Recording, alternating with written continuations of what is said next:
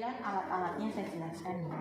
Ini ada handphone, kita pakai handphone. Tapi saya tekankan nanti buka baju kalau praktek. Sesuk pun yang pasien tenanan ora buka baju, ora ya kacek. Jadi buka bajunya atau kelihatan rongga dadanya. Pakai handphone, kemudian stetoskop wajib kita biar tahu. Jadi nggak semua lapang paru kamu tepuk, sakit. Sesuai dengan lokasi sekret. Kemudian ini untuk apa, bengkok untuk buang tisu ketika kita ngelap, misalnya ada sekret yang apa di samping-samping mulut. Kemudian air hangat, kemudian pot putung kita isi dengan lisol. Nah, ketika kita melakukan fisioterapi dada, silakan anjurkan keluarganya untuk melihat satu aja, yang satu rumah. Biar apa? Biar dia melakukan sendiri. Kan pasien nggak mungkin bisa melakukan sendiri, kecuali yang depan ya. Anterior dia bisa. Kamu pun kalau bantu kan akan nepuk-nepuk dulu. Nah, tapi kalau yang belakang dia nggak bisa. Oh, ternyata sekretnya yang posterior ya, iso keluarganya suruh melihat sehingga dia bisa melakukan sendiri. Nah, kemudian kalau dia nggak punya pot putung, pakai kaleng bekas. Kemudian kamu isi lisol. Nggak punya lisol bu, air pakai rinso. Kemudian setelah itu kaleng bekasnya kamu kubur, jangan kamu buang sembarangan karena dahaknya itu sumber penularan, resiko penularan. Kamu kubur di bawah sinar matahari, yang kena sinar matahari, jadi kumannya kan mati. Nah, air hangat untuk mengencerkan dahak, jadi dia untuk ngencerin dulu dahaknya. Nah, kalau di Tulmu itu sebelum melakukan tindakan fisioterapi dada kita auskultasi dulu. Setelahnya kita nggak lakukan auskultasi, tapi boleh kamu setelah selesai itu melakukan auskultasi lagi boleh. Jadi untuk memastikan apakah ronki atau wheezingnya itu masih ada atau enggak. Oke, kita mulai ya. Assalamualaikum warahmatullahi wabarakatuh. Selamat pagi Bapak. Masih ingat dengan saya? Nah, kemudian setelah itu kita tanyakan nama pasien. Kita pegang gelang pasiennya. Bapak bisa sebutkan nama dan tanggal lahirnya. Nama Tafian, tanggal lahir 13 September 2020. Nah, kemudian kalau kita sudah, harus jelaskan Bapak pagi ini, tadi kan Bapak mengeluh masih batuk, mikil, dahaknya nggak bisa keluar. Nah, pagi ini saya akan melakukan fisioterapi dada dan postural drainase. Apa itu Pak? Itu jadi nanti saya akan menepuk-nepuk lokasi sesuai dengan dahaknya Bapak. Kemudian saya memposisikan Bapak juga. Nah, nanti saya ajarkan juga untuk mengeluarkan dahaknya. Mudah-mudahan nanti juga keluar. Nah, nanti setelah itu batukkan, saya posisikan. Nanti insya Allah nggak sakit Pak. Jadi nanti kalau sakit Bapak sampaikan aja, atau sesak nafas atau kesakitan Bapak sampaikan saja ke saya. Bagaimana Pak? Apakah Bapak bersedia? Siap. Kalau Bapak bersedia, sebelum saya mulai ada yang ditanyakan? Tidak ada. Saya izin untuk cuci tangan dan menyiapkan alat dulu ya. Kemudian jangan lupa sambirannya ditutup atau pintunya. Jadi yang ada pasien apa? Sebelum kita pakai perlak pengalas atau pasang perlak pengalas, kita auskultasi dulu. Jadi nanti perlak pengalasnya sesuai dengan lokasi kita akan melakukan. Kita isi pot putungnya dengan lisol. Misalnya nggak ada kaleng ya pakai plastik tapi terus dikubur. Nah, kemudian ini nggak perlu kasih lisol karena untuk buang tisu dan handphone.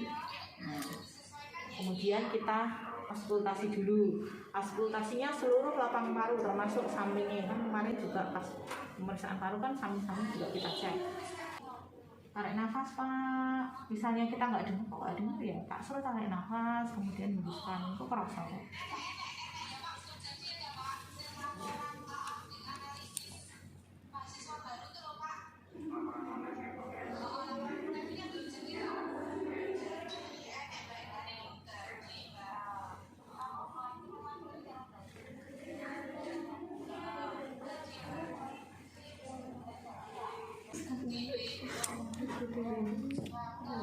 Clavicula, axilla, terus belakangnya.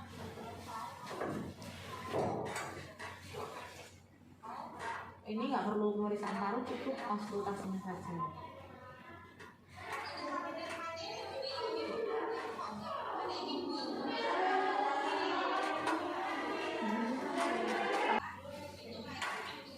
Kalau sudah kita sekretnya ada ini, misal ya, ini biar kelihatan di video dan posisinya dia juga nyaman-nyaman aja karena nggak ada yang bisa dipeluk terlalu bantal. Kalau misalnya posterior gini, sinistra, posterior upper sinistra, jadi lapang paru kiri atas, posterior upper sinistra. Nah, sinistra ini kan lokasinya di sini. Nah, nanti kita butuh bantal. Boleh kalau dia bisa duduk, boleh sambil duduk atau di tempat tidur. Tuh. Pokoknya nyaman buat kita, nyaman buat pasien. Baru kita pakai handscoon. Bu, pas periksa tadi pakai handscoon boleh nggak? Boleh aja, nggak apa-apa. Cuman kan kadang kita nggak kedengeran ketika atau nggak teraba. Kadang-kadang perawat itu selain konsultasi dia perkusi. Hanya perkusi aja, jadi pas dia dengar ada rongi, dia ternyata ultrasonor, ada suara stres. Kalau nggak pakai handscoon boleh nggak? Ada beberapa yang nggak pakai handscoon, tapi untuk keamanan kita lebih baik pakai handscoon karena kan menyentuh langsung dengan kulit pasien. Nah, kemudian kita posisikan pasien karena di sini dan kita butuh gravitasi biar sekretnya keluar, agak bungkuk sedikit, kemudian sambil meluk bantal. Bantalnya sebenarnya hanya sebagai alat media aja biar dia lebih nyaman aja. Misalnya nggak pakai bantal boleh gini, cuman kan nggak enak. Nah, kadang-kadang Bu nggak ada bantal, ada ini siapa, terus dipeluk dari belakang gitu ya. Sajanya nggak masalah sih, bisa, cuman tak enak aja. Dan ini, nah ada yang mungkin kalau di rumah boleh diolesin anget-anget gitu boleh, tapi enggak pun nggak masalah. Kalau sebenarnya di SOP-nya nggak ada mengoleskan minyak-minyak hangat itu nggak ada. Nah, sebelum kita mulai kita minta pasien untuk minum air hangat. Untuk apa? Mengencerkan dahak pakai air hangat, aja es teh. Kalau masker kita wajib ya, karena pasien, terutama kita di rumah sakit dengan pasien penyakit paru, lebih baik prefer pakai masker. Kemudian kita clapping, lokasinya kan di upper. Clappingnya seperti ini, kita jangan di loro, sesuai dengan lokasi dahaknya saja, jangan. Nah, ini dahak nendi, kalau kami sepi ya, santai aja. Tapi kadang kita tanpa sadar susu sampai banter saya banget. Sekitar 5 menit. 5 menit belum, biasa tuh nggak pakai jam di kira-kira wae. Kemudian kalau sudah 5 menit kita clapping, kita vibrasi. Vibrasinya gimana? Pak, nanti saya akan melakukan getaran. Bapak nggak usah kaget, nggak apa-apa. Jadi nanti Bapak silahkan tarik nafas, kemudian ikuti instruksi saya ketika saya bilang hembuskan pelan-pelan Pak. Jadi ikutin seperti saya Pak, contohnya seperti ini. Tarik nafas pelan-pelan, kemudian hembuskan pelan-pelan. Nanti saya akan vibrasi atau menggetarkan Bapak. Bapak silahkan tarik nafas, hembuskan Pak.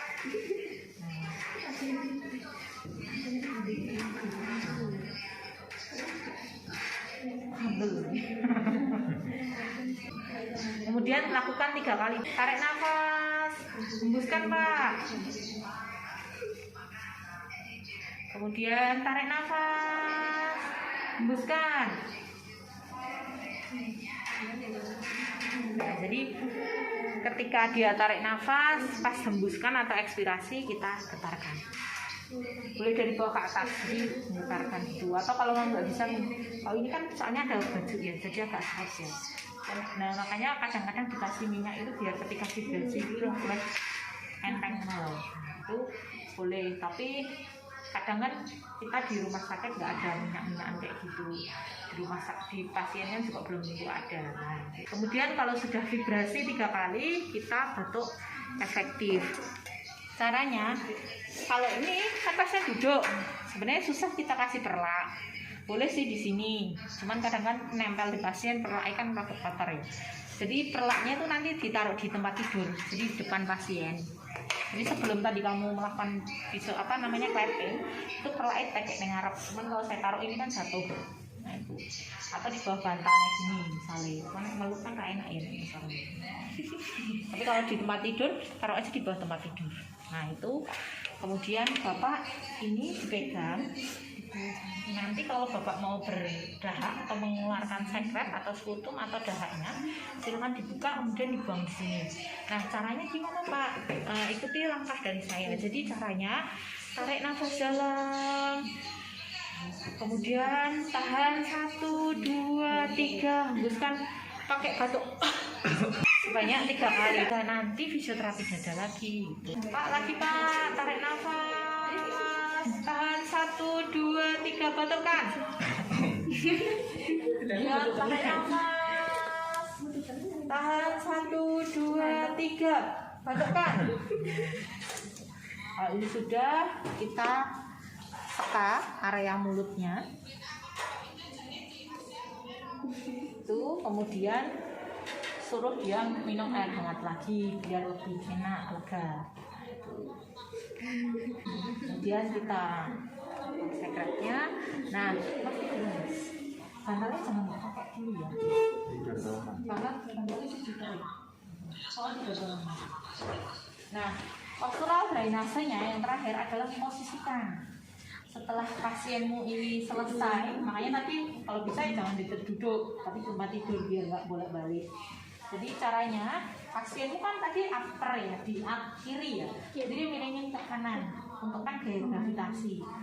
Nah ini jadi agak lebih tinggi, jadi intinya sebenarnya nggak usah pakai bantal pasiennya, cuman pasien itu nggak nyaman. Kamu pun kalau tidur nggak pakai bantal kan kadang nggak nyaman, pusing lah atau sesak malahan. Kasih bantal nggak lupa, ini sebenarnya nggak usah dulu ya, bantal bisa Pak. Nah jadi pakai bantal satu lagi, kemudian Bapak kalau miring ke kalau malam jangan. Nah ini kamu gandelin di sini, jadi perutnya itu agak lebih tinggi. Nah gini, kemudian ini agak miring.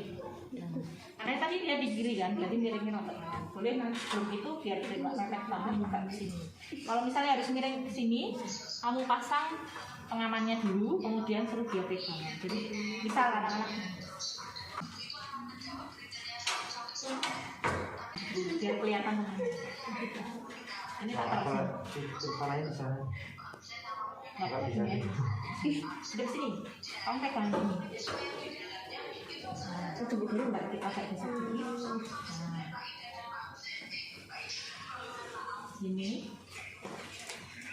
Ini nggak bersih. Nah, jadi ini mengganjal perutnya, jadi lebih tinggi perutnya, agak lebih tinggi. Bagian kepala atau sampai dada itu agak lebih rendah. Nah, jadi gini. Tapi kan tadi di kiri harusnya dia miring ke sana. Ini biar kelihatan. Ulang terakhir udah. Kalau sudah memposisikan, Bapak tunggu sebentar, kurang lebihnya 30 menit.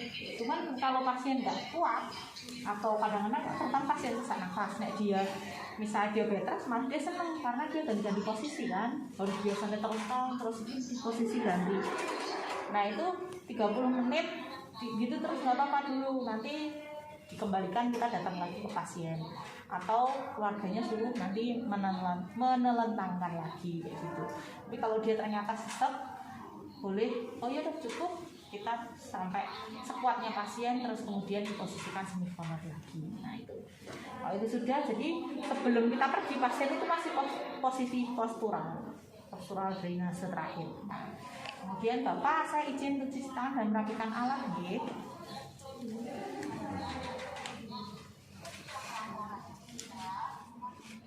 Izin cuci tangan. Ya cuci tangan. Ya rapi.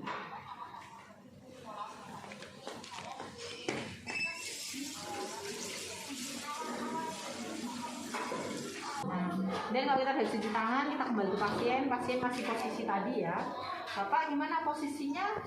Apa masih nyaman atau Bapak terasa sesak? Kalau terasa sesak kita kembalikan ke semicolor. Kalau masih nyaman, Bapak tahan dulu 30 menit, nanti saya kembali ke sini untuk memposisikan Bapak lagi, atau keluarganya aja kita minta tolong. Nah, Bapak tadi saya kan sudah melakukan fisioterapi dada dan postural drainase. Tadi dahaknya sudah keluar, atau misalnya dahaknya belum keluar nggak apa-apa. Nanti saya lakukan lagi. Jadi sebelum tidur, nanti teman saya akan melakukan postural drainase atau fisioterapi dada, atau keluarganya Bapak. Nah, kemudian nanti 1 jam lagi saya kesini Pak untuk melakukan nebulizer, atau sebelumnya sudah di nebulizer ya nanti 1 jam lagi saya akan memberikan obat.